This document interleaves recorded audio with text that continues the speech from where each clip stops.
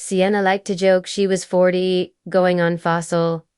Her eyes, though, still held that spark, the one people get when they refuse to let life dull their edges. She was the night manager at a lakeside resort, the kind of place where the carpet smelled like lemon cleaner and old secrets. She kept her hair tied back, her smile small, and her heart even smaller. The world had taught her to shrink, to take up less space.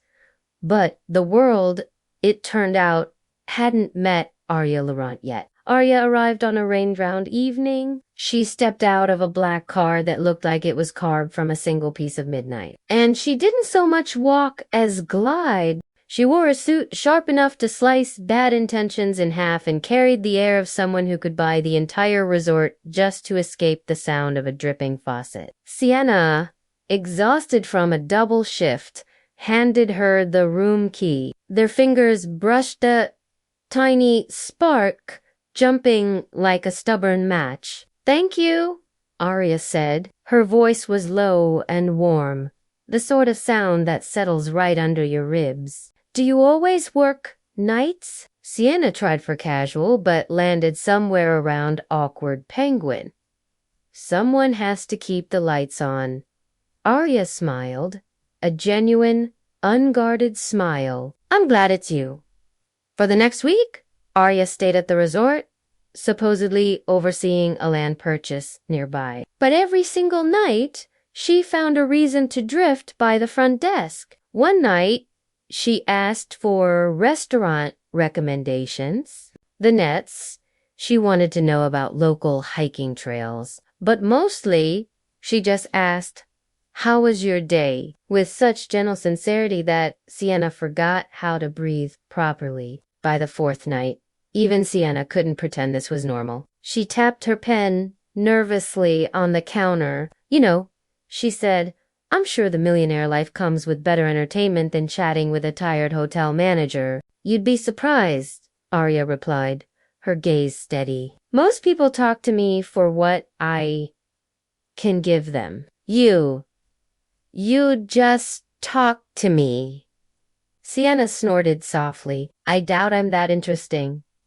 "Wrong," Aria said, her tone leaving no room for argument. "Spectacularly wrong." That should have been the moment Sienna let herself hope. Instead, she retreated like a startled cat. Aria was a millionaire. Sienna was a woman who packed complimentary toothbrushes at 2 in the morning. Aria was 32. Sienna was 40. And while an 8-year gap didn't sound like a canyon on paper, in Sienna's chest, the echo felt definitely loud. The next night, Aria showed up again, this time holding 2 steaming cups of hot chocolate. "I don't drink coffee after 7, she explained, sliding 1 cup toward Sienna. "It makes my thoughts race. Chocolate is better. Drink with me." Sienna hesitated for a moment, then gave in. The chocolate tasted like childhood winters and melted courage. Aria leaned on the counter, just watching her. "You're avoiding something." Sienna swallowed hard. "Aria, I don't know what you think is happening here, but I'm too old for this." "For you..." Aria didn't even flinch. "Too old for what?" "Being seen. Being cared for.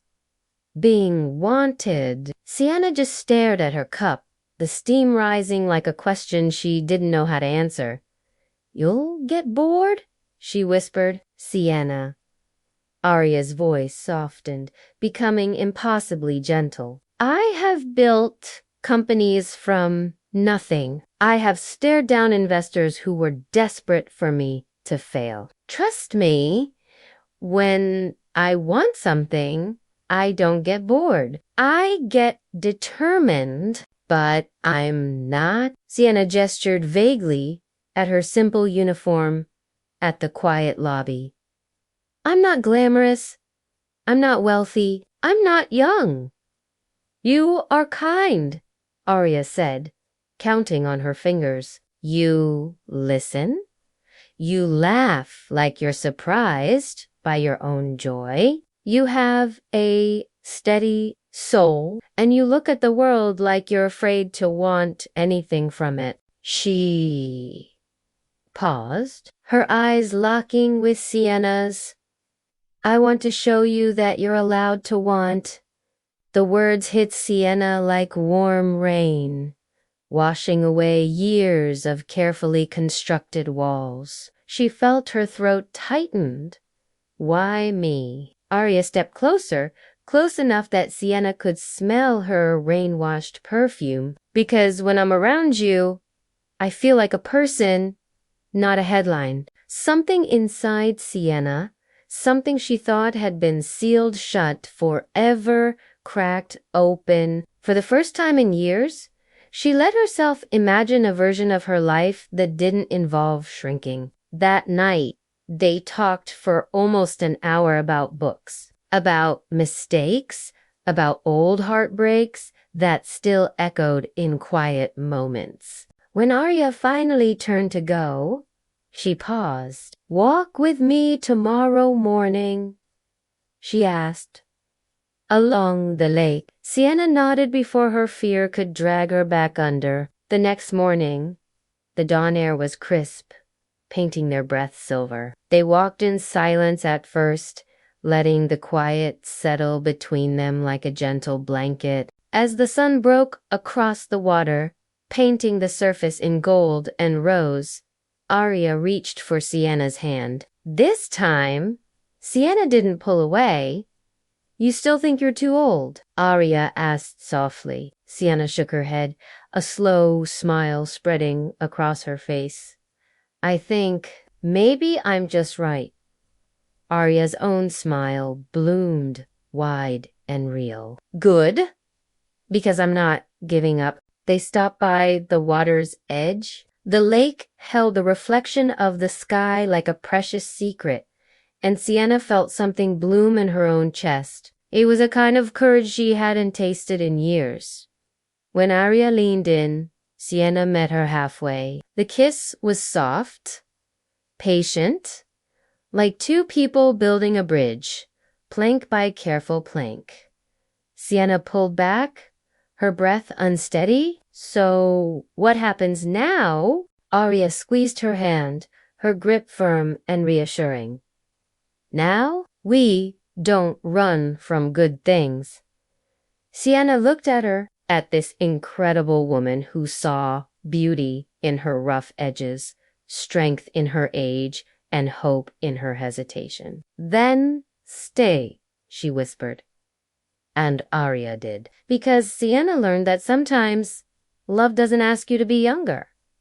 It just asks you to be braver. Thank you so much for watching. If this story touched your heart, please consider liking this video and subscribing to our channel for more stories that remind us it is never too late for a new beginning. We'll see you in the next one.